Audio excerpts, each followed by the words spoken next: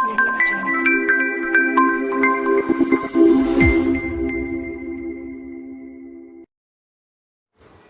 dear students, in chemistry हम लोग क्या पढ़ रहे थे? Coordination compound.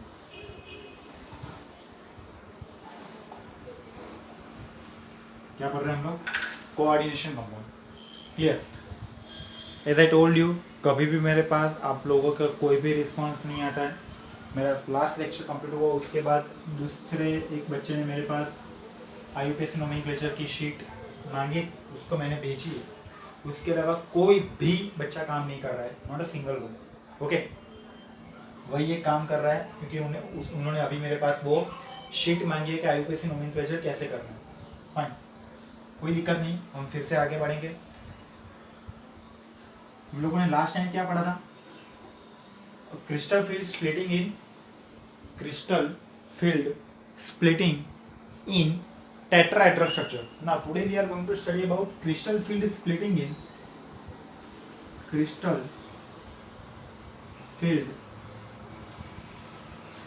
in square planar structure. उसको हम बोलेंगे डेल्टा एस क्यू। क्या बोलेंगे? Delta S Q. फाइन, वैसे तो ये कभी पूछा नहीं जाता है, फिर भी मैं आपको पढ़ा रहा हूँ। ओके, अभी क्या है कि अगर हमने डेल्टा ओ किया है, डेल्टा एस क्यू में क्या होना चाहिए? ये ऑर्बिटल यूज होनी चाहिए, dx²-y²। तो सारे इलेक्ट्रॉन यहाँ पे ऑक्यूपाई होने चाहिए। लेकिन अगर हमने डेल्टा ओ किया है तो फिर क्या होगा? ये 3 ऑर्बिटल और 2 ऑर्बिटल। अभी मुझे 8 इलेक्ट्रॉन रखने, तो कैसे रखूंगा? 1 2 3 4 5 6 7 8, नॉर्मली ऐसे रखूंगा। ओके, अगर ये ऑर्बिटल मुझे यूज करनी हो तो इलेक्ट्रॉन ऐसे होने चाहिए। लेकिन अकॉर्डिंग टू डेल्टा ओ तो इलेक्ट्रॉन ऐसे ऑक्यूपाई होंगे 1 2 3 4 5 6 7 8। मुझे ये एम्प्टी ऑर्बिटल नहीं मिलेगी, मुझे dx²-y² एम्प्टी ऑर्बिटल मिलेगी नहीं। तो उसके लिए क्या करना चाहिए? उसके लिए ये करना चाहिए कि पहले पांचों जो ऑर्बिटल है सबकी एनर्जी सेम है, यानी कि डी जनरेटर ऑर्बिटल। उसके बाद उसकी एनर्जी में क्या होता है? इंक्रीज होता है। उसको हम क्या बोलेंगे? डायरी सेंटर बोलेंगे। यहाँ पे क्या होता है? 3 ऑर्बिटल की एनर्जी कम हो जाती है, विच इज T2G। 2 ऑर्बिटल की एनर्जी बढ़ जाती है, which is EG। Now it is a new barycentre for EG। Now it is a new barycentre for EG, और उसमें भी स्प्लिटिंग होगा, और स्प्लिटिंग कुछ इस तरह होगा। ये हो जाएगा dz² और ये हो जाएगा dx²-y²। यानी कि स्प्लिटिंग कुछ इस तरह हुई। सबसे कम एनर्जी वाली ऑर्बिटल क्या थी? यहाँ पे एनर्जी है वो तो आपको पता है, ये M है, ये M+ है, और ये Ml4 है। लेकिन कौन सा? Square planar. तो पहले T2G, उसके बाद dz² और उसके बाद dx²-y²। अभी मुझे अगर d8 रखना है तो मैं कैसे रखूंगा? 1 2 3 4 5 6 7 और 8। यानी कि मुझे dx²-y² ऑर्बिटल एम्प्टी मिल जाएगी। यानी कि मुझे dx²-y² एम्प्टी ऑर्बिटल मिल जाएगी, और वो एम्प्टी ऑर्बिटल मिलने के बाद मैं dsp2 हाइब्रिडाइजेशन कर सकता हूँ। कौन सा हाइब्रिडाइजेशन कर सकता हूँ? dsp2 हाइब्रिडाइजेशन कर सकता हूँ, और उसकी वजह से मुझे स्क्वायर प्लानर स्ट्रक्चर मिलेगा। अभी आप अच्छी तरह से यहाँ से देख सकते हैं कि ये जो पूरी इंफॉर्मेशन थी वो तो मैंने पहले भी पढ़ाई थी। ये क्या थी? डेल्टा ओ। लेकिन उससे बाद फिर से स्प्लिटिंग हुआ, और स्प्लिटिंग उससे भी ज़्यादा हुआ, और ये जो पूरा स्प्लिटिंग है उस स्प्लिटिंग को हम क्या बोलेंगे? Delta S Q. हम क्या बोलेंगे? Delta S Q. तो आप सिंपल ही देख सकते हो कि अगर कोई भी लिगेंड डेल्टा ओ शो करता है, यानी कि ऑक्टाहेड्रल स्ट्रक्चर में जितना भी स्प्लिटिंग शो करता है, उसके कंपेयर में स्क्वायर प्लानर में कैसा स्प्लिटिंग शो करेगा? ज़्यादा स्प्लिटिंग शो करेगा। यानी कि practically delta S Q is 4/3 delta O. Practically delta S Q is 4/3 delta O. Last time हमने जो क्वेश्चन करवाया था वो अगर हम देखें कि अगर डेल्टा ओ की वैल्यू क्या है 18,000 यूनिट है, तो डेल्टा एस क्यू की वैल्यू क्या होगी 4/3 18,000 6 4 जा 24,000। यही डेल्टा एस क्यू, यह है डेल्टा ओ। कल हमने यही क्वेश्चन कैलकुलेट किया था, तो डेल्टा टी कितना आया था 8,000। यानी कि लिगेंड सेम है, ligand is same, but in tetrahedral structure splitting is low, in octahedral structure splitting is much higher, and in delta square planar structure okay splitting बहुत ही ज्यादा है, बहुत ही ज्यादा। Okay, so if ligand is same but in different structures, value of splitting is different. Okay, if ligand is same but in different structure, value of splitting is different. So on the basis of that, strength of ligand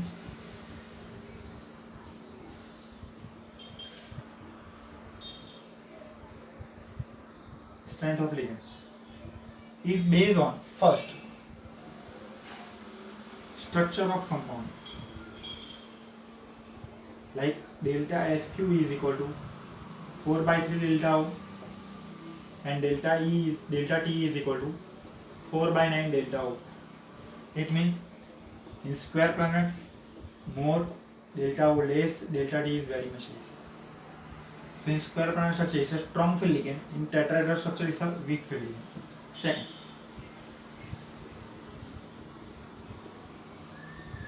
charge on metal ion. Charge increases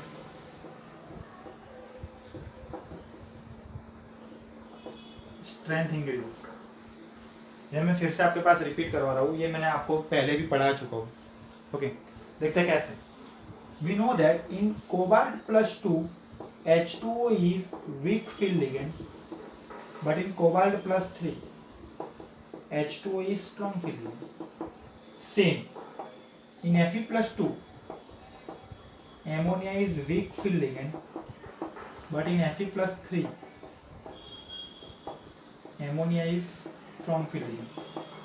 Another, in Ni plus 2 F minus is weak field ligand, but in Ni plus 4 F minus is strong field ligand. ये मैंने आपको आगे भी लिखा है। So strength of ligand is based on charge of metal ion also. इसीलिए मैंने आपको बोला था कि कोई भी लिगेंड स्ट्रॉन्ग फील्ड है या वीक फील्ड है वो आपको डायरेक्टली नहीं बोलना है, पूरी इंफॉर्मेशन लेनी है, उसके बाद ही बोलना है कि ये स्ट्रॉन्ग फील्ड की तरह बिहेव करेगा या फिर वीक फील्ड की तरह बिहेव करेगा। Okay, second point. Now third point,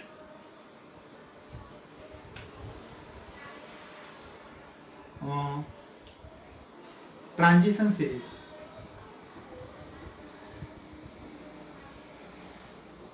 like strength of ligand first transition series में कम होती है, सेकंड ट्रांजिशन सीरीज में ज्यादा होती है, थर्ड ट्रांजिशन सीरीज में बहुत ही ज्यादा होती है। मैंने आपको पहले भी बोला था कि ये जो लिगेंड वीक फील्ड है या स्ट्रॉन्ग फील्ड है वो हमें कहाँ पे समझना है, सिर्फ फर्स्ट ट्रांजिशन सीरीज में ही समझना है। सेकंड या थर्ड ट्रांजिशन सीरीज में सारे लिगेंड हमें कैसे लेने हैं, स्ट्रॉन्ग फील्ड लिगेंड लेने हैं। मैंने आपको एक एग्जांपल भी करवाया था, इन NaCl4 Cl minus act as a weak field ligand, but in PbCl4 Cl minus act as a strong field ligand,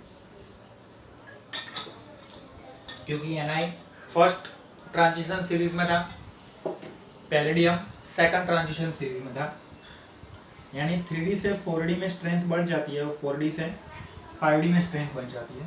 and fourth, basicity of ligand. If basicity increases, strength to donate electron pair towards metal ion increases. That's why strength of coordinate bond also अगर उसकी basicity ज़्यादा होगी, अगर उसकी basicity ज़्यादा होगी तो वो ज़्यादा इलेक्ट्रॉन पैर डोनेट करेगी, करने की स्ट्रेंथ शो करेगा। उसकी वजह से जो बॉन्ड बनेगा वो कैसा होगा, स्ट्रांग होगा। And that's why strength of ligand increases.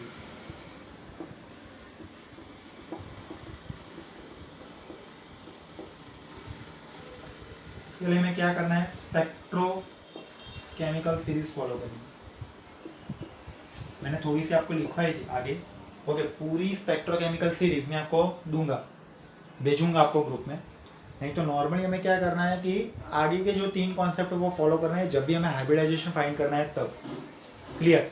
और बहुत सारे बच्चों ने अभी तक, यानी कि कोई बच्चों ने अभी तक मुझे हाइब्रिडाइजेशन का आंसर सेंड नहीं किया। Fine. So strength of ligand is based on these 4 things. Okay, the 4 factor. Now the next point is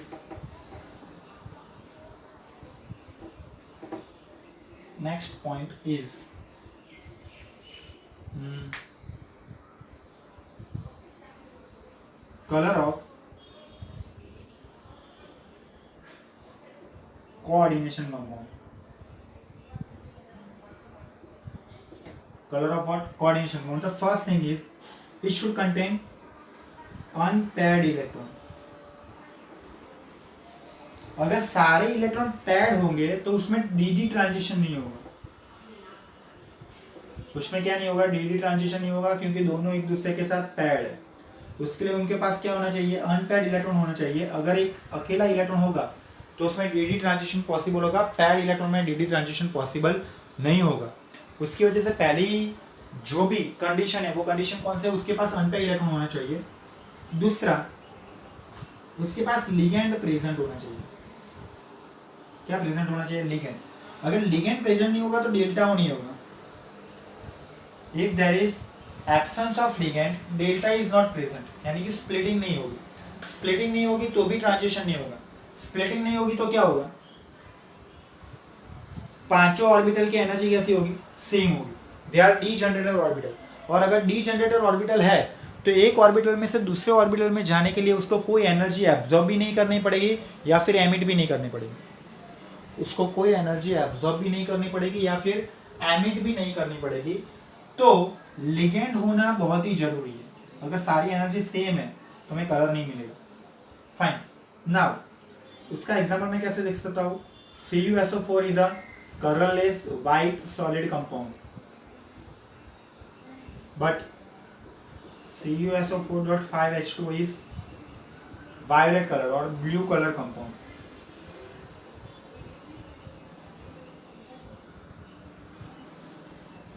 It is ligand.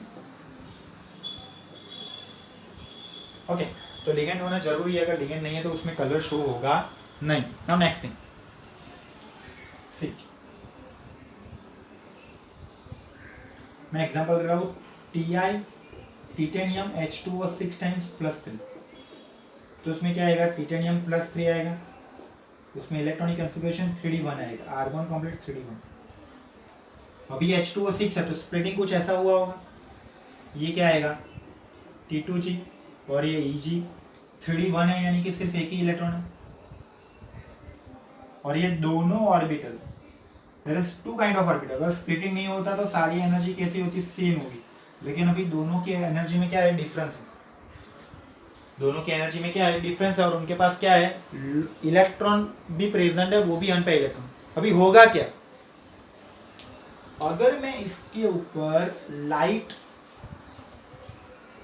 दे रहा हूं, यानी कि फोटोन दे रहा हूं, तो फोटोन के पास क्या होगी, स्पेसिफिक एनर्जी होगी। Out of that specific energy, that electron absorb a value of required energy which is called E. E की वैल्यू क्या है, एब्जॉर्ब एनर्जी, और लैम्डा क्या है, एब्जॉर्ब वेवलेंथ। ध्यान से सुनना, मैंने फोटोन को अप्लाई किया, उसको यहाँ से यहाँ पे जाना है, कोई स्पेसिफिक एनर्जी उसके पास रिक्वायर्ड है, यहाँ से लेके यहाँ पे जाएगा। लेकिन ऐसा तो है नहीं फोटोन ने जितनी एनर्जी दी है उतनी सारी एनर्जी वो यूज कर लेगा, ऐसा नहीं होता है कभी भी। आपने एटॉमिक स्ट्रक्चर में पढ़ा होगा कि अगर एक ऑर्बिट में से दूसरे ऑर्बिट में जाना है तो मिनिमम जो एनर्जी रिक्वायर है उतनी एनर्जी वो लेगा, उसके अलावा की जो भी एनर्जी होगी वो आपको वापस दे देगा। यानी कि अगर यहाँ से T2G में से EG में जाने के लिए उसको as an example 200 unit, how many 200 unit energy required है, यहाँ से यहाँ पे जाने के लिए 200 यूनिट रिक्वायर्ड है, और फोटोन की वजह से आपने उनको दिया 500 यूनिट एनर्जी। कितनी? 500 यूनिट एनर्जी। तो यहाँ से यहाँ के जाने के लिए उनको क्या जरूरी है? सिर्फ 200 यूनिट रिक्वायर्ड है, तो बाकी के जो 300 यूनिट है वो आपको वापस दे देगा। बाकी के जो 300 यूनिट है वो आपको वापस दे देगा, उसको हम बोलेंगे ई डैश, यानी कि एमिटेड एनर्जी। और E dash is equal to S C upon lambda dash. तो लैम्बडा डैश को हम क्या बोलेंगे? Emitted wavelength. अभी ध्यान से सुनना क्या होगा। ऑन पे इलेक्ट्रॉन था, आपने उसके ऊपर फोटोन अप्लाई किया, T2G और EG की एनर्जी क्या है? डिफरेंट है। वो क्या करेगा? एनर्जी एब्जॉर्ब करेगा, यहाँ से यहाँ पे जाएगा। ये भी एक डी ऑर्बिटल है, ये भी एक डी ऑर्बिटल है, तो डी में से डी में गया, तो उसको हम क्या बोलेंगे? D transition. लेकिन वो कब होगा? जब उसके पास क्या होगा? ऑन पे इलेक्ट्रॉन होगा। यहाँ से यहाँ पे जाने के लिए जितनी भी एनर्जी रिक्वायर थी उसने वो ले ली, उसको बोला हमने एब्जॉर्ब एनर्जी या फिर एब्जॉर्ब वेवलेंथ। उसके अलावा जितनी भी एनर्जी ज़्यादा थी वो उसने आपको वापस दे दी, यानी कि एमिटेड एनर्जी या फिर एमिटेड वेवलेंथ। जो भी एमिटेड एनर्जी है वो वापस आके आपकी आंखों में जाएगी और उसकी वजह से आपको कलर दिखेगा, और उसकी वजह से आपको कलर दिखेगा। समझ में आ गया कैसे कलर शो होगा? Fine. The colour is based on emitted wavelength. Colour is based on what? Emitted wavelength. समझ में आ गया? क्लियर है? कोई दिक्कत नहीं है? फाइन। तो आप जब भी कोई भी बुक में देखोगे तो कभी कभी क्या होता है, कोऑर्डिनेशन कंपाउंड का उन्होंने दो दो कलर दिया होगा, दो कलर दिए होंगे। उसमें क्या है कि ये जो कलर है वो एब्जॉर्ब्ड कलर है, वो एब्जॉर्ब कलर है, और उसके अलावा इस एनर्जी की वजह से उसको क्या मिला? Absorb colour. उसके अलावा उसने जो एनर्जी रिलीज की उससे आपको क्या मिलेगा? एमिटेड कलर मिलेगा। उसकी वजह से आपको क्या मिलेगा? एमिटेड कलर मिलेगा। Fine. There is two colour of coordination compound. First one is absorb colour जो आपको नहीं दिखेगा, second one is emitted colour या फिर शोइंग कलर, या फिर जो आपको दिखेगा ऑब्जर्व कलर। क्लियर? समझ में आ गया? नाउ नेक्स्ट थिंग, मैं कुछ ऐसे स्टेटमेंट लिख सकता हूं, आप ध्यान से देखना।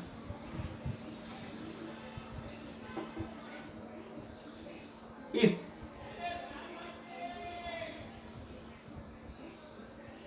absorbed energy is high, absorbed energy is high, then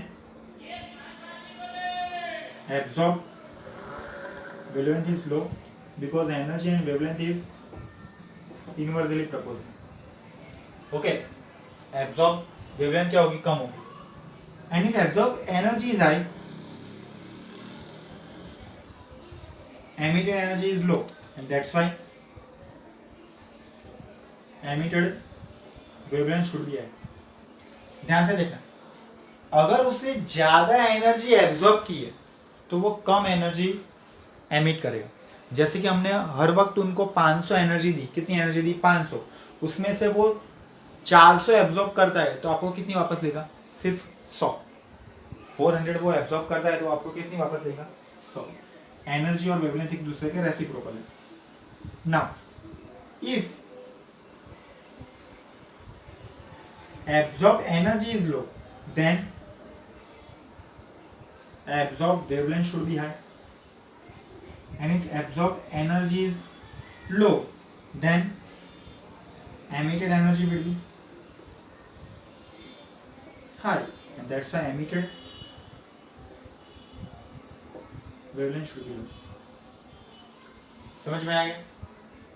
clear?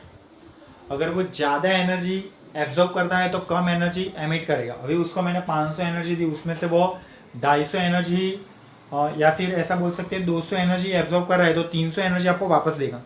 यानी कि एब्जॉर्ब एनर्जी कम है तो एमिटेड एनर्जी क्या होगी? ज़्यादा होगी। ओके, समझ में आ गया?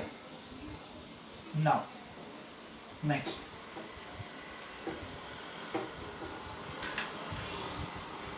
मैं आपको एग्जांपल देना चाहता हूँ, ध्यान से सुनो।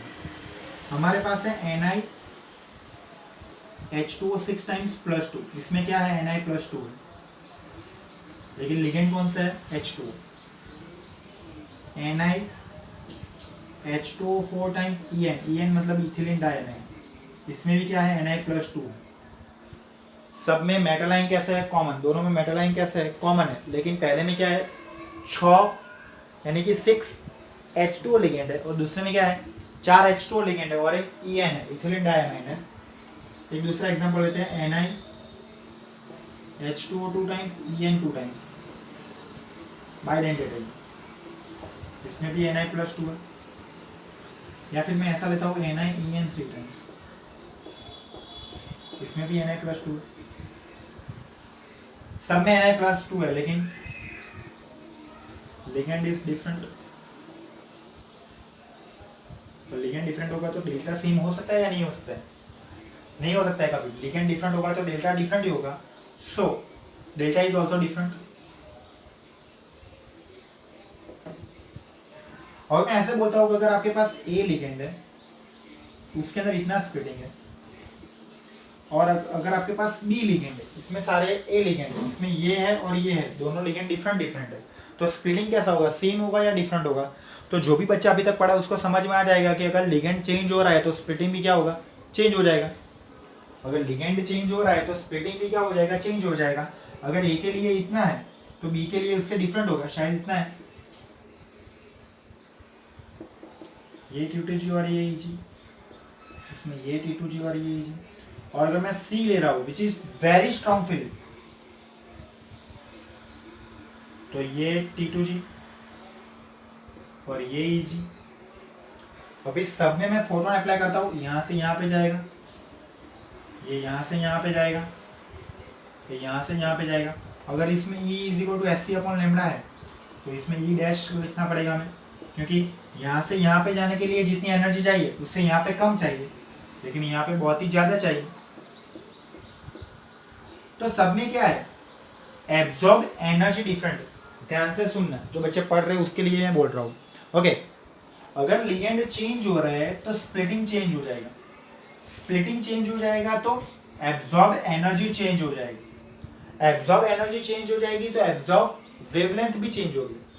अगर एब्जॉर्ब एनर्जी चेंज हो रही है तो एमिटेड एनर्जी भी चेंज होगी, और एमिटेड एनर्जी चेंज होगी तो फिर एमिटेड वेवलेंथ भी चेंज होगी। और अगर एमिटेड वेवलेंथ चेंज हो गई तो जो वेवलेंथ हमारी आंखों में जाएगी उसकी वजह से ही आपको कलर दिखेगा। तो हम क्या बोल सकते हैं कि अगर लिगेंड चेंज हो रहा है तो एमिटेड वेवलेंथ चेंज हो रही है, उसकी वजह से कलर चेंज हो जाएगा। उसकी वजह से ये चारों कंपाउंड है, उसमें भले ही Ni+2 है, लेकिन चारों के कलर कैसे होंगे, डिफरेंट डिफरेंट होंगे। चारों के कलर कैसे होंगे, डिफरेंट डिफरेंट होंगे। उसकी वजह से मैं कुछ ऐसा स्टेटमेंट लिख सकता हूँ, ध्यान से देखना आप। If ligand changes then absorb energy get changes, absorb wavelength changes, emitted energy should change and emitted wavelength should change, so color also changes.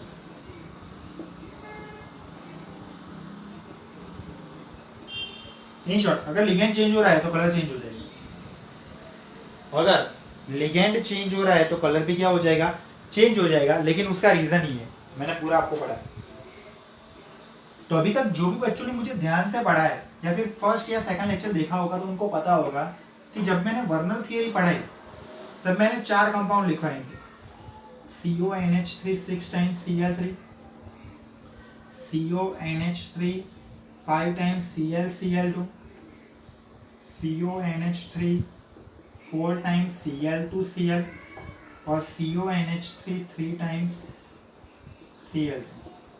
ये चारों में लिगेंड डिफरेंट डिफरेंट है और उसकी वजह से चारों के कलर भी कैसे डिफरेंट। वो मैंने तब आपको पढ़ाया था कि चारों कंपाउंड के कलर कैसे डिफरेंट है, लेकिन तब आपको पता नहीं चलेगा। लेकिन जब हम CFT पढ़ लेते हैं, यानी कि क्रिस्टल फील्ड स्प्लिटिंग को पूरी तरह समझ लेते हैं, जब हम क्रिस्टल फील्ड स्प्लिटिंग को पूरी तरह समझ लेते हैं, तब हमको पता चल जाता है कि अगर लिगेंड चेंज होगा तो स्प्लिटिंग चेंज होगा, उसकी वजह से एनर्जी और वेवलेंथ की वैल्यू चेंज हो जाएगी, और उसकी वजह से कलर भी क्या हो जाएगा, चेंज हो जाएगा। क्लियर? नाउ एक दूसरा स्टेटमेंट में लिखने जा रहा हूँ। वैसे तो जो भी पढ़ रहा है उसको वो स्टेटमेंट लिखने की जरूरत नहीं है, ओके। वैसे तो इम्पोर्टेंट है, आप सब लिख लेना, लेकिन जो पढ़ रहा है उसको याद रह जाएगा, उसको समझ में आ गया है सब कुछ। लेकिन ये JEE नीट के लिए इम्पोर्टेंट है, उसकी वजह से ये स्टेटमेंट में लिखने जा रहा हूँ। देखिए आप, if strong field ligand,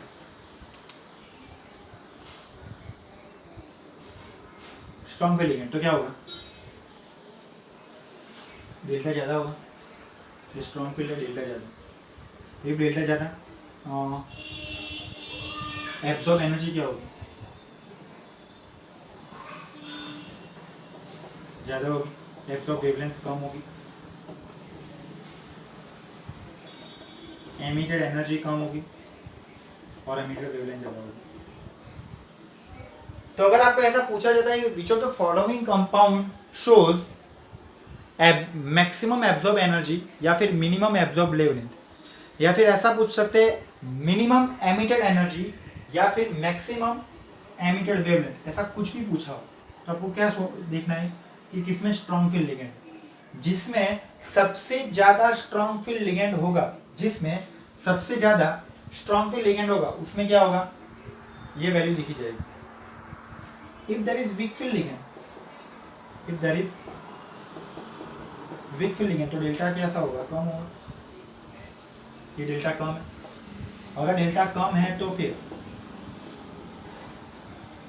absorb energy कम होगी, तो एब्जॉर्ब वेवलेंथ ज़्यादा होगी, तो फिर एमिटेड एनर्जी क्या होगी, ज़्यादा हो जाएगी, और एमिटेड एनर्जी क्या हो जाएगी, वेवलेंथ क्या हो जाएगी, कम हो जाएगी। फाइन। तो अगर आपको ऐसा पूछा गया है विच of the following compound shows minimum absorb energy या फिर मैक्सिमम एब्जॉर्ब वेवलेंथ, या फिर मैक्सिमम एमिटेड एनर्जी या फिर मिनिमम एमिटेड वेवलेंथ, तो आपको क्या देखना है कि जो भी एग्जांपल दिए गए उसमें से सबसे कम स्ट्रॉन्ग लिगेंड क्या है, और विच of the following is a week field ligand, और उनमें से किसमें वीक फील्ड लिगेंड के नंबर्स ज्यादा है, ऐसा आप देखेंगे तो आपको आंसर मिल जाएगा ना। अगर आपको पूछा गया विच of the following compound shows colour, तो आपको पहले दो कंडीशन देखनी है, कौन सी, कि उसमें अनपाई इलेक्ट्रॉन है या नहीं, और दूसरी उसमें लिगेंड है या नहीं। वो आपको ऐसा डायरेक्ट नहीं पूछेंगे कि which of the following compound is colour, वो आपको ऐसा पूछ सकते हैं विच of the following compound is colourless, तो दोनों के आंसर सेम तरीके से आप फाइंड आउट कर सकते हैं। लेकिन वो आपको ऐसे भी पूछ सकते हैं कि which of the following compound will absorb visible light. Visible light यानी कि आपको दिखेगा मीन्स वहाँ पे कुछ कलर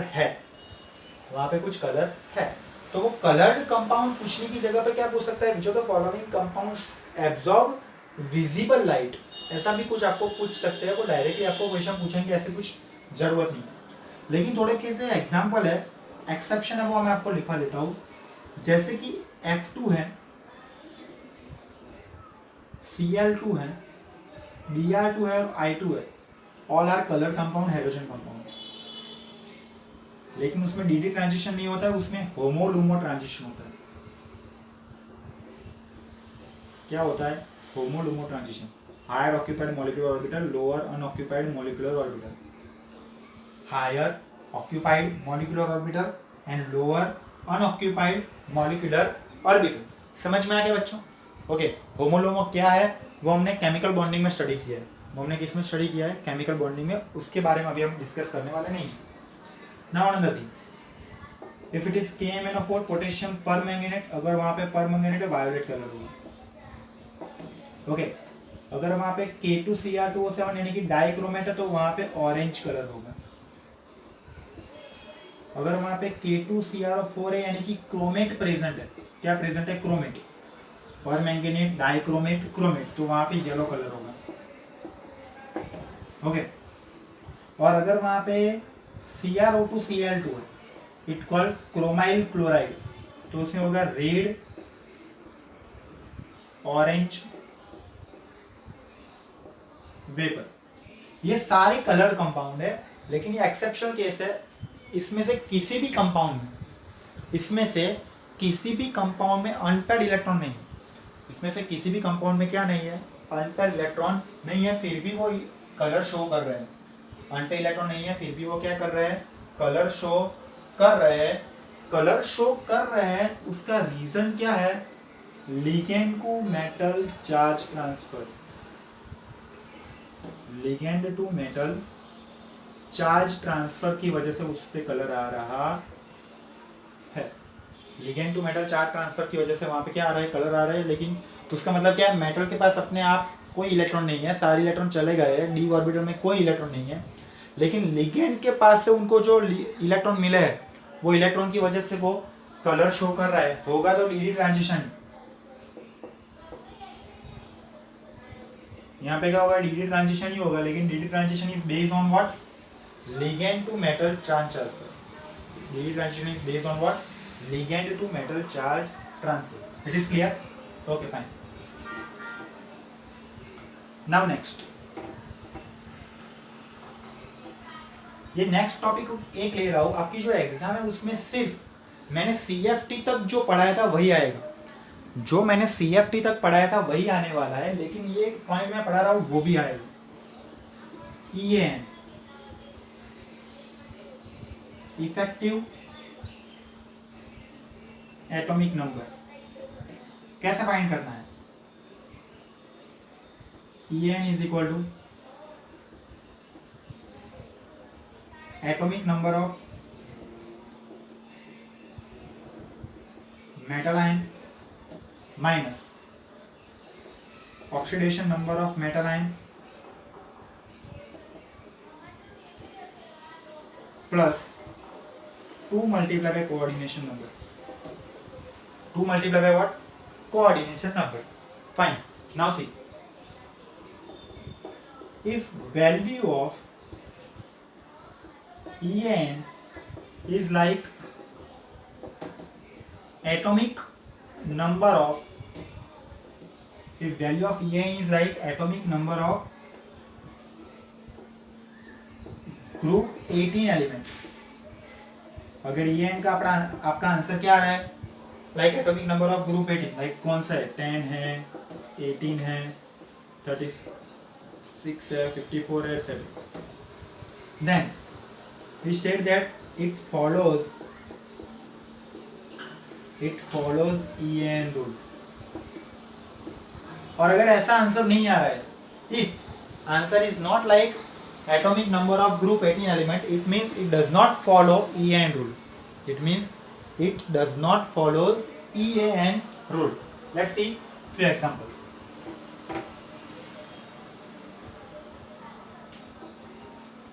Okay, जैसे कि हमारे पास है K4FeCN6, K4FeCN6, Fe का चार्ज रहेगा +2, Fe का नंबर क्या है 26, ऑक्सीडेशन नंबर -2, ऑक्सीडेशन नंबर 2 है लेकिन हमें आगे माइनस लिखना है। 2 इंटू कोऑर्डिनेशन नंबर कितना होगा 6, क्या आंसर आएगा 26 - 2 यानी कि 24 + 12 36। It means it follows EN rule. अगर मैंने ऐसे लिखा होता K3FeCN6 तो क्या आएगा +3 आएगा। Now 26 oxidation number is 3, coordination number तो आपको पता ही है 6 है, 2 × 6 यानी कि कितना होगा 23 + 12 यानी कि आंसर आएगा 35। It means it does not follow EN rule. Like NiCO4, तो इसमें क्या होगा, कि Ni का तो कोई चार्ज ही नहीं है, एटॉमिक नंबर 28 चार्ज नहीं है, +2 मल्टीप्लाई कोऑर्डिनेशन में कितना है 4 है, तो कितना आएगा 28 + 8, तो इसका आंसर भी कितना आएगा 36। It means it follows EAN rule. It means what? It follows EAN rule. जैसे कि मैंने ऐसा कुछ लिखा है, CR ऑक्जेलेटो 3 टाइम्स -3. अभी ऑक्जेलेटो का चार्ज कितना होता है? -2. -2 3 टाइम्स यानी कि -6. उस तरफ जाएगा तो +6, -3 एंड +6. आंसर कितना आएगा? +3 आएगा. क्रोमियम का एटॉमिक नंबर है 24. Oxidation number is 3 plus 2 multiply. Oxalato is a डाइडेंटेड ligand. Oxalato is a डाइडेंटेड ligand यानी कि वो 3 बार है, लेकिन कोऑर्डिनेशन नंबर कितना होगा? 6. बाइडेंटेड लिगेंड है ना,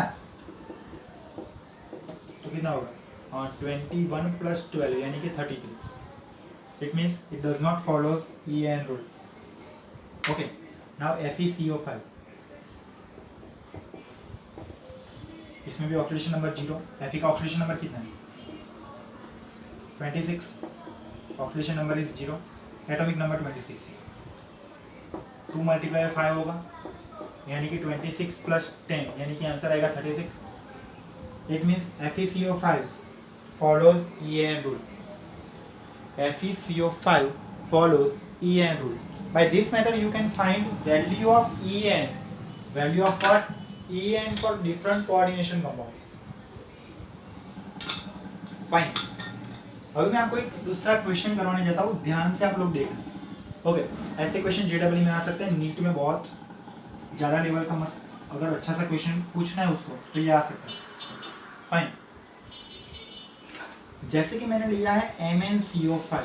ध्यान से देखना क्या आंसर आएगा EAN का. ध्यान से देख लेना. 25 एटॉमिक नंबर -0 + 2 × 5 यानी कि 25 + 10 = 35. EAN को फॉलो नहीं करते हैं, उसका आंसर आया 35. वो EAN को फॉलो नहीं करता है. To follow EAN rule, to follow EAN rule, it will accept an electron. अगर उसको EAN रूल फॉलो करना है तो उसको क्या करना पड़ेगा? इलेक्ट्रॉन को एक्सेप्ट करना पड़ेगा. इलेक्ट्रॉन को एक्सेप्ट करेगा तो ही वो 36 होगा. If it accept electron, it get reduced and it will act as an oxidant और ऑक्सीडाइजिंग एजेंट. यहाँ पे तो मैंने Mn लिया है, वो आपको कोई भी M लिख के उसका एटॉमिक नंबर दे सकते हैं. फाइन. तो आपको क्या देखना है?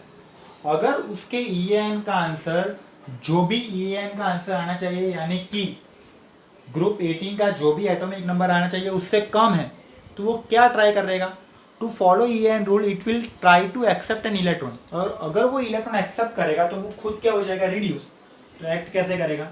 Oxidising agent. तो आपको पूछ सकते हैं कि which of the following compound will act as a oxidising agent. Fine. जिसमें ज्यादा EAN कम होगा वो ज्यादा ऑक्सीडाइजिंग एजेंट होगा. EAN की वैल्यू ज्यादा कम होगी, वो इलेक्ट्रॉन को एक्सेप्ट करने की टेंडेंसी उसकी ज्यादा होगी. यहाँ पे सिर्फ एक ही इलेक्ट्रॉन चाहिए था. अगर आंसर 34 होगा तो उसको 2 इलेक्ट्रॉन चाहिए, और उसको 2 इलेक्ट्रॉन चाहिए तो उसकी इलेक्ट्रॉन एक्सेप्ट करने की टेंडेंसी क्या होगी? ज्यादा होगी. तो ऑक्सीडाइजिंग एजेंट की टेंडेंसी बढ़ जाएगी. नाउ नेक्स्ट, अगर मैंने लिया है CO कोबाल्ट CO 6 टाइम्स, मैंने कुछ ऐसा लिया है या फिर 5 टाइम्स. लेट्स सी क्या होगा. कोबाल्ट का एटॉमिक नंबर 27 -0 + 2 × 5 यानी कि 27 + 10 = 37. It does not follow EAN. EAN की वैल्यू आनी चाहिए 36, which is the atomic number of group 18 element. Answer आना चाहिए था 36, लेकिन आंसर आया कौन सा है? 37. It means to follow EAN rule, it will try to donate an electron, उसके पास इलेक्ट्रॉन ज्यादा है तो वो एक्सेप्ट करने का ट्राई नहीं करेगा, वो क्या ट्राई करेगा, डोनेट करने का ट्राई करेगा. It will try to donate an electron. If it donates an electron it gets oxidise, और अगर वो ऑक्सीडाइज हो रहा है इट विल एक्ट एज अ reductant or reducing agent. So with the help of this you can find out that which of the following compound will act as a reducing agent or which of the following compound will act as a oxidizing agent in coordination compound. Did you get my point? So EAN वाला point भी आपके exam में आने वाला है. CFT वाला जो भी पॉइंट है वो नहीं आएगा, डेल्टा नहीं आएगा, कलर नहीं आएगा. उसके पहले मैंने जो भी आपको पढ़ाया इस चैप्टर में वो सारा आपके एग्जाम में आएगा. It is clear. अगर आपको कोई भी डाउट हो तो आप मुझे पूछो, प्रैक्टिस करते रहो बच्चों, क्योंकि आप में से मुझे कोई भी क्वेश्चन नहीं पूछा, मुझे पता ही नहीं है आप पढ़ रहे हो या नहीं पढ़ रहे हो. ओके, तो उसकी वजह से मैं आप डिसअपॉइंटेड हूँ. क्लियर. लेकिन पढ़ते रहो, अगर कहीं पर भी दिक्कत हो तो मुझे पूछते रहो. ओके बच्चों, थैंक यू सो मच.